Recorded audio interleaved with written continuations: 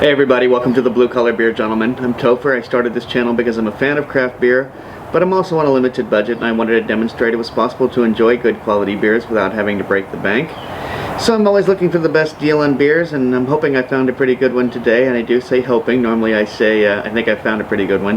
Hoping on this case. $1.99 is what the gang at Belmont Station, located at 4500 Southeast Stark here in Portland, Oregon, charged me for the 12-ounce can of Boulder Beer Company's Hazed Infused Pale Ale.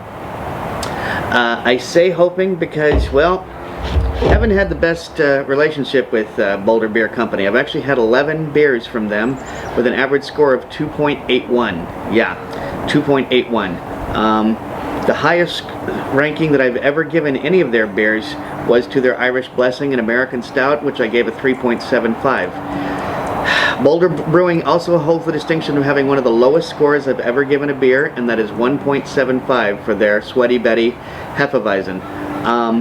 What's interesting about Boulder Beer Company is that when I went to the website, it says that it's closed permanently. And when I went to Untappd to look up this beer, it lists Boulder Beer Company as a contract brewer, which is kind of unusual because they've been around since 1979. I know that they've been around a long time.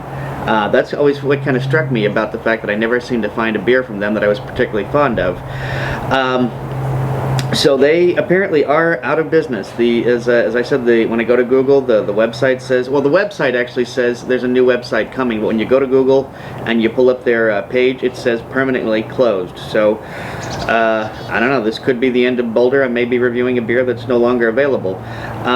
0 of my friends on Untappd have checked in on this beer. 1,439 of us have given it a cumulative score of 3.62. As you can see, kind of lukewarm reviews there. Beer Advocate has had 9 rankings with an average score of 3.12. Again, very, very low. When you have less than 10 rankings on Beer Advocate, they don't do an overall score, so there's no overall score, but an average score of 3.12. Again, very, very low. Excuse me. This beer has a 5.0 ABV. Typically, American Pale Ales come in between 4.5 and 6.2 on the ABV scale. It also has 38 IBUs. Typically, American IPAs come in between 30 and 50 IBUs. So it's actually about midpoint for the ABV scale and a little low towards the IBU scale. Pale ales, notably, they can go a lot of different directions. They can go fruity, they can be sort of biscuity, bready, even have a toasty component to them, or they can be super hoppy. A lot of them are known for being super hoppy. When you've got a really good hoppy pale ale, you've got what they do with, what I find when somebody has made a really good pale ale that's super hoppy, you're tasting hop flavor, not so much hop bitterness. There's a way to evoke the bitterness and a way to evoke the flavor out of hops. And I don't know how to do that, and I'm not claiming that I do, but apparently there is a way to do that. And when I taste a really good hoppy pale ale, that's what I experience is I'm absorbing the flavor of the hops as opposed to just the bitterness. This beer at the time of this recording is 4 months old. I think I've covered everything I need to cover in regards to this. I will say very quickly that pale ale is a variety that came from England. When varieties come from other countries to American shores, well, usually what happens is they get super hoppy. And I believe this actually refers to itself, I could be wrong, Curiouser and Curiouser dry hopped pale ale. So yeah, we should be expecting a lot of hoppiness in this particular beer. Alright, gonna be using my Taku glass. And I did get a comment from somebody who asked me where you can get these. I'm not paid by anybody at all, but I will tell you that I picked up this one on Amazon. I've seen as many as 4 packs of them available on Amazon and eBay and Etsy, all 3 of those locales. So if you're looking for Taku glasses, they're great glasses to have. They're bulbous, they got the flared top, they're stemmed. Just about any variety you can think of is appropriate to drink out of a Taku. Okay, first impressions of this beer. I'm going to describe this as medium high. We've actually got a lot of tiny little bubbles floating towards the surface. This is poured a very golden, well, I'm not golden, I'm sorry, a very copper color, very copper, almost brassy sort of color. That head is rather persistent, not seeing too many bubbles popping on the top of there, nice and creamy look to it. Got some lacing going on. This is hazy, but not so hazy that I can't see my hand through on the other side. So it's hazy and yet somehow opaque. Let me give this a quick beard wipe, see what I encounter. A lot of Citra is what I picked up, a lot of Citra hops. I don't know the hop profile for this. As I said, the website is down, says that there's a new one coming, but Google says that they're permanently closed. Let me stick my schnoz in directly, see what else I can encounter in this beer. Mostly just hops, although I am getting some sweet malt in there as well, and I'm really hoping that maybe this time around I can actually I can have a beer from Boulder Beer Company that I really enjoy. But I'm going to go ahead and I'm going to stop topping and start drinking, so cheers.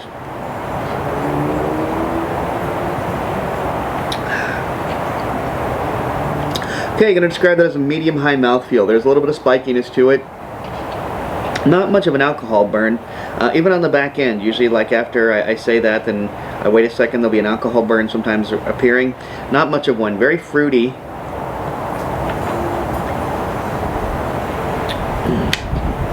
Picking up like tangerine and grapefruit and there is sort of a breadiness to it. This is turning out to be a pretty good beer, actually. I won't say I'm surprised, because I try to go into each review with an open mind, not allowing my impressions of the previous beers from a brewer to jade my my impression of this specific beer. But I think this is a pretty good beer. I think I'm going to have to wait for this airplane to maybe fly past before I can continue talking in just a moment, but I'm really kind of disappointed.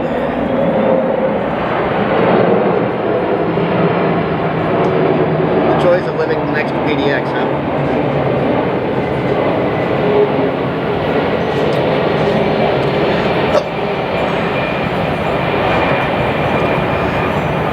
I'm kind of disappointed to learn that Boulder Beer Company may be gone. After enjoying this beer as much as I do, I really hate to see that, because, well, as I said, you know, I've had such bad luck with this particular brewer, and to find a beer from them that I really like, especially when it's only 4 months old. I really got to wonder how recently they shut down. Of course, COVID has done a lot of damage to a lot of businesses, so maybe they're one of the casualties of that, and I feel bad if that is the case. But okay, if I'm not in fact reviewing a beer that if I'm reviewing a beer that you can still get out there, and I hope that I am, I'm going to go ahead and give this beer a 4.0. I think it deserves it. I think the beer itself deserves a 4.0. I'm going to get that extra 0.25 for arriving in a can, so it's going to get a 4.25 out of a 5-point scale on Untapped from me.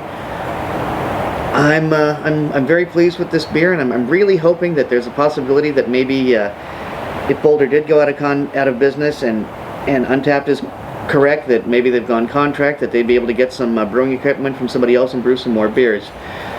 Anyway, with any luck at all, that'll be the case. Guys, if you like this video, please be sure to like, comment, and subscribe. Don't forget to check out my other channel, Fat 50 and Running a Marathon. And until next time, drink good beer and don't break the bank doing it. Cheers!